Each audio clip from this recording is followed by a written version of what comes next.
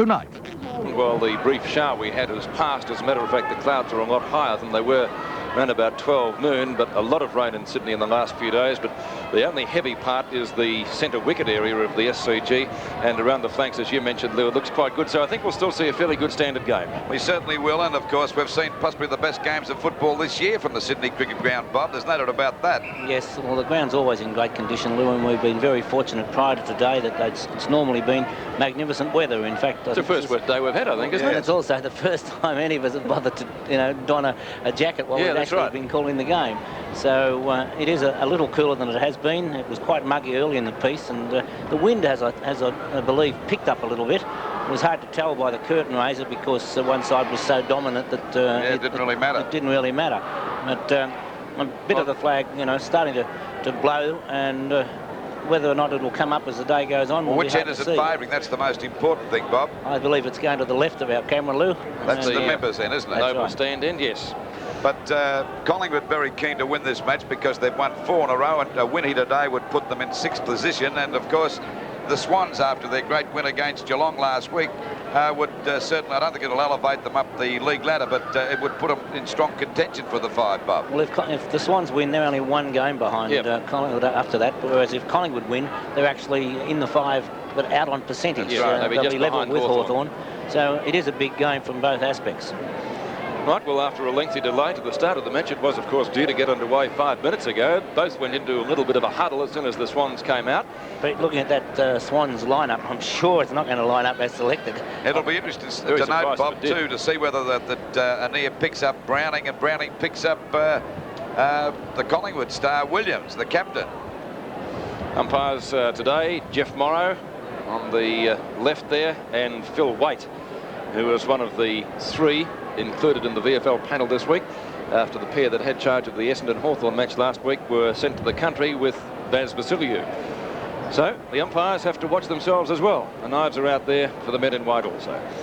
And it's interesting too, Pete and Bobby, that Sutton, who's played with North Melbourne in a couple of premiership sides and played with Richmond up until a couple of weeks ago, is playing at fullback for the Swans today too. Yes, he's been around a bit, Lou. He had a year in Perth in between North Melbourne and Richmond. Wearing number 35 Guernsey, they've got the job of picking up the big fella, that's Wes Fellows, and a lot will rely on Fellows.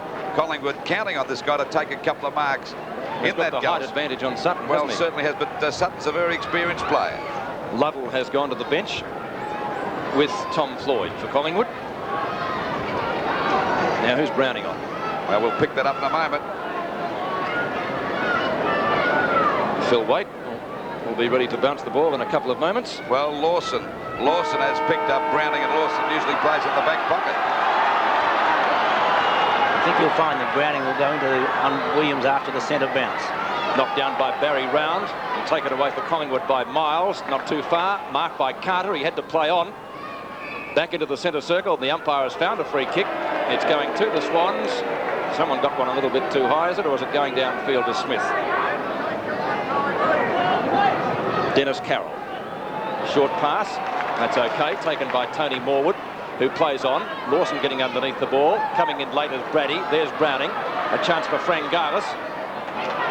Kink at centre field. Oh!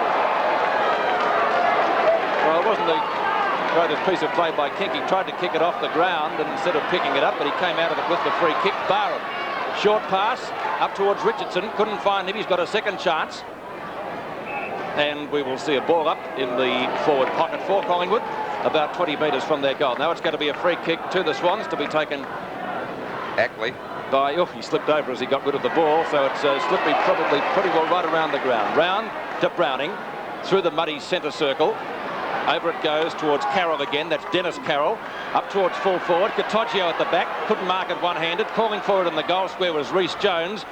But Katoggio couldn't gain possession. Taylor, short towards the wide flank out there. A chance for Walsh, who picks it up well. Long kick back towards centre field. Finds the skipper. Williams is clear. Short pass. Out towards right half forward. Too long for Shaw. He ran past. Taken by Anea. Fellows and Sutton. Morwood missed it. In comes Fellows, a shot at goal. Richardson's there. Roberts rushed over for one behind. That's the first score of the match. coming up at the 2-minute mark of the first quarter, and the Magpies lead by that margin, 1 point to 0.